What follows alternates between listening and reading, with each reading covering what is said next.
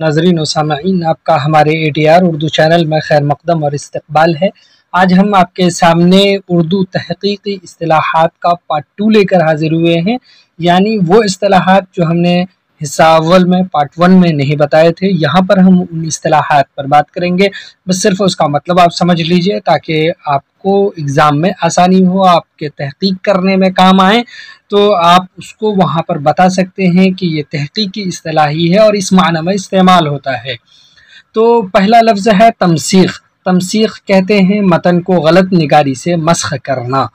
दूसरा लफ्ज़ है मनसूख़, वो तख्लीक़ात या तख्लीक़ का हिस्सा जिसे मुसन्निफ़ ने खारिज कर दिया हो, कलम ज़द कर दिया हो। तीसरा लफ्ज़ है हवाला, किसी मतन से मुताल्लिक़ माख़ज़ की इत्तला देने वाले नोट को हवाला कहते हैं। ये याद कर लीजिएगा, ये कहीं पर भी ये डेफिनेशन आप कर सकते हैं, बता सकते हैं। चौथा लफ्ज़ है हवाशी, किसी मतन पर तबसरा या इजाफ़ी मालूमात। इतनी बात भी हो तो बिल्कुल ठीक बात है। इसी तरह से इसके आगे भी ये भी हो सकता है कि किसी मतन से मुताल्लिक़ माख़ज़ पर तबसरा करने वाले और मालूमात में इजाफ़ा करने वाले नोट हवाशी कहलाते हैं। पांचवा लफ्ज़ है माख़ज़। माख़ज़ का मानी है लेना, निकालना। ये किताबियात में इसका मफ़हूम आप देख लीजिए, क्योंकि इससे पहले वीडियो में हम किताबियात पर बात कर चुके हैं।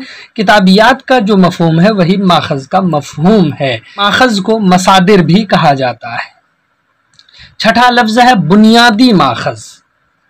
मालूमात के असल या सरचश्मा को हम बुनियादी माख़ज़ कहते हैं। जो असल है, जो हकीकतन है, वो है बुनियादी माख़ज़। सातवां लफ्ज़ है सानवी माख़ज़। सानवी मवाद, बुनियादी माख़ज़, बुनियादी मवाद ये हम बोलते हैं। तो बुनियादी माख़ज़ की नक़लें और या तशरीहात, वो है सानवी माख़ज़। आठवां लफ्ज़ है माख़ज़ी नुस्ख़ा। एक नुस्ख़ा से दूसरा नुस्ख़ा नकल करना, वो माख़ज़ी नुस्ख़ा कहलाता है। लफ्ज़ है तस्वीद, किसी मज़मून या किताब का पहला मुसव्वदा लिखना, वो तस्वीद कहलाता है। 10वां लफ्ज़ है तसहीफ़, लफ्ज़ को बदल देना। बिलखुसूस नुक्तों की तब्दीली को हम तसहीफ़ कहते हैं, क्योंकि इससे पहले हम तहरीफ़ बता चुके हैं। तहरीफ़ में पूरे लफ्ज़ ही बदल दिए जाते हैं, इसमें सिर्फ नुक्ते बदले जाते हैं। जैसे नार की जगह यार हो जाए या फिर तार हो जाए। 11वां लफ्ज़ है सरका। सरका कहते हैं मतन में दूसरों के ख़यालात, अल्फाज और तहरीरों को बग़ैर हवाला और एतराफ़ के नकल करना सरका है। अब उसके बाद है 12वां लफ्ज़ कलमी नुस्ख़ा या फिर दस्तख़ती नुस्ख़ा, दोनों सेम है। हाथ से लिखा हुआ नुस्ख़ा, इसको ख़त्ती नुस्ख़ा भी कहते हैं। 13वां लफ्ज़ है कशकोल, वो बयाज़ जिसमें दूसरों की मुतफ़र्रिक़ नज़्म व नस्र की चीज़ें लिख ली गई हों, वो है कशकोल।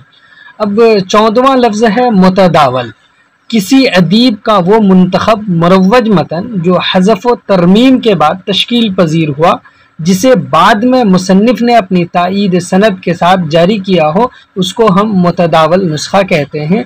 15वां लफ्ज़ है तखरीज।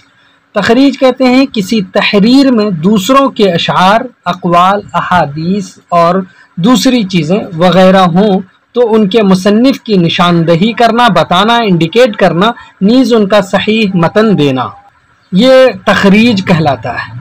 16वां लफ्ज़ है इशारिया।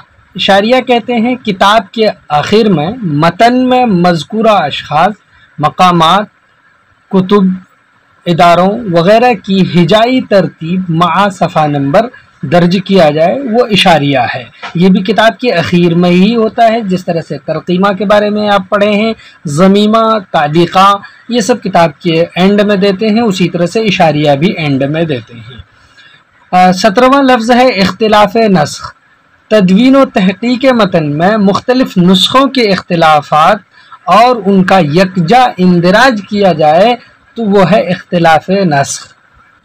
18वां लफ्ज़ है आमेख्ता नुस्ख़ा, वो नुस्ख़ा जिसका मतन पहले के 2 नुस्ख़ों से मिलाकर तैयार किया गया हो, उसको हम आमेख्ता नुस्ख़ा कहते हैं।